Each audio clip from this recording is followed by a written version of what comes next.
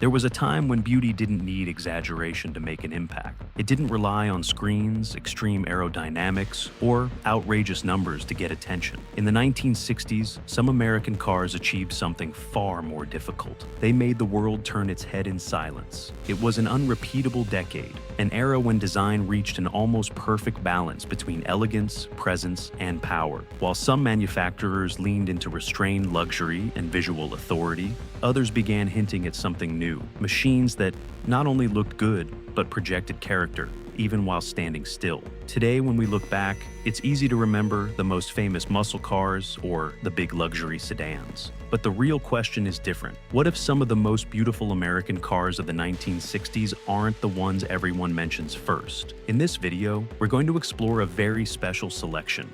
Not just the most popular, but the ones that best captured the spirit of a decade where style, confidence, and presence meant everything. And trust me, what comes next shows exactly why the 1960s are still, for many, the golden age of the American automobile. Let's begin. 1963, Buick Riviera. If there was a car in the 1960s that understood elegance without exaggeration, it was this one. When the Riviera debuted in 1963, it didn't seem to follow the same script as the rest of Detroit. While many manufacturers were still playing with tail fins, heavy chrome, and proportions inherited from the 1950s, Buick presented something far more restrained and far more self-assured. Its silhouette was low, clean, and perfectly balanced. The long hood, short rear deck, and nearly straight body side created a presence that didn't depend on ornamentation to feel special. It was a car that didn't ask for attention. It naturally attracted it. What's most interesting is that the Riviera didn't feel like a traditional large American coupe. There was an almost European influence in its approach, taut surfaces, carefully judged proportions, and a surprisingly restrained use of chrome for the era. Everything felt intentional. Nothing felt excessive. Inside,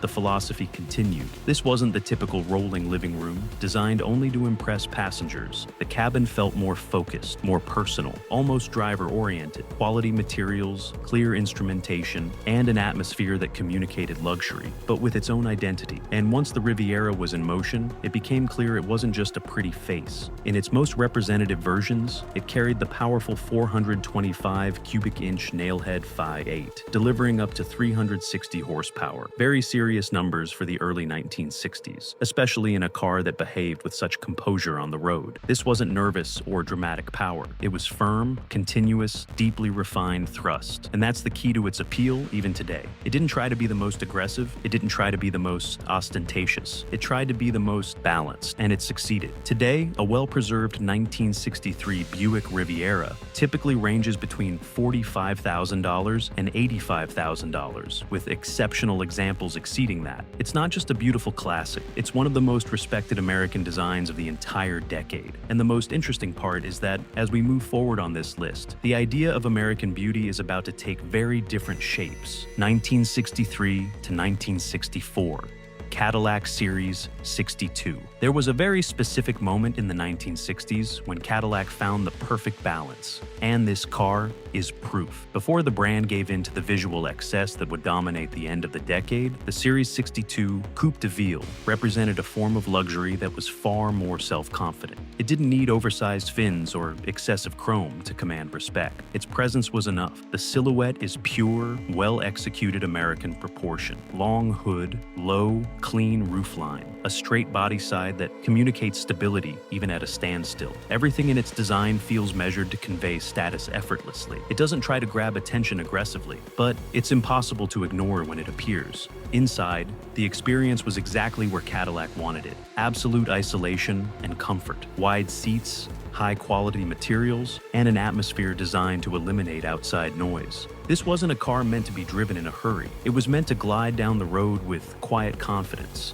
And interestingly, that calm didn't mean a lack of capability. In its most representative versions, it carried the refined 390 cubic inch V8, producing around 325 horsepower, more than respectable for a large luxury coupe in the early 1960s. But true to its character, the power wasn't delivered with drama. It arrived smoothly, steadily, almost inevitably. And that's what makes this Cadillac especially interesting within the decade. It wasn't the most radical, it wasn't the most flashy, but it understood something many others forgot. True luxury doesn't need to raise its voice. Today, a well-preserved Series 62 Coupe de Ville typically ranges between $50,000 and $90,000 depending on condition and originality, a range that perfectly reflects what it represents today.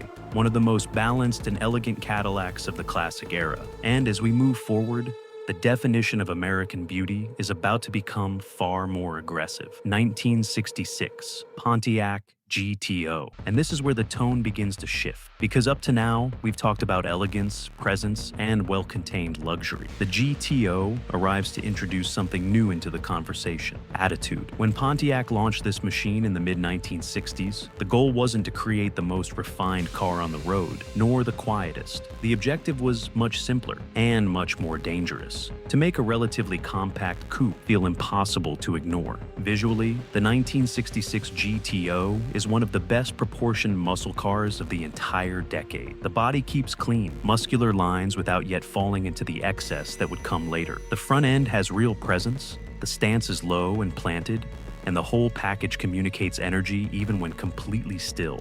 What's interesting is that, unlike many later muscle cars, there is still elegance in the formula here. It isn't crude or overdone. It's aggressive, but controlled. Pontiac found a very difficult balance between muscle and style, and that's exactly why this model has aged so well. Inside, the atmosphere is no longer that of a large luxury coupe. Everything feels more driver-focused. Bucket seats, clear instrumentation, and a driving position that invites something very different from simply gliding down the highway.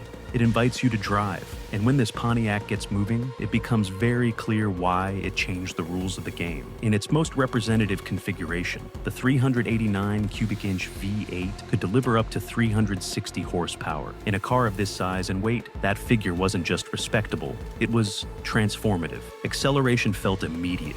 The thrust was forceful, and for the first time on this list, the word fast started to take on a much more serious meaning. That's the key to its beauty. It wasn't just how it looked, it was what it promised when you pressed the accelerator.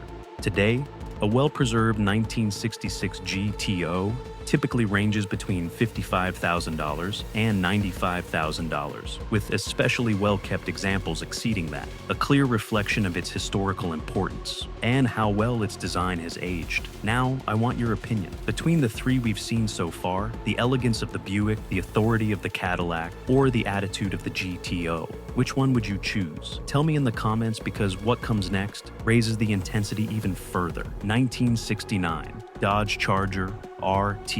Now we enter serious territory, because if the GTO hinted that American beauty could be aggressive, the Charger makes it unmistakably clear from the very first glance. By the late 1960s, Dodge understood something very few manufacturers had fully balanced up to that point. A car could look threatening without losing elegance, and this machine is exactly that: pure tension wrapped in steel. The fastback silhouette is the key to everything: long, low, with a roofline that flows continuously into the rear. There are no unnecessary visual interruptions, no decorative excess. Everything is designed to create a dominant presence even when the car is completely still. It's one of those designs that looks like it's moving, even when parked. The hidden front grille adds another layer of character. It's not flashy in the traditional luxury sense. It's colder, more calculated. This Dodge isn't trying to please, it's trying to impose. Inside, the environment follows the same philosophy. This isn't the rolling living room of a Cadillac or the softness of a Buick. Everything feels more driver-focused, firmer, more direct. The seating position and instrumentation reinforce the idea that this car was built for more than just highway cruising. And when pushed for real, it delivers like few others on this list. In its most representative R/T form,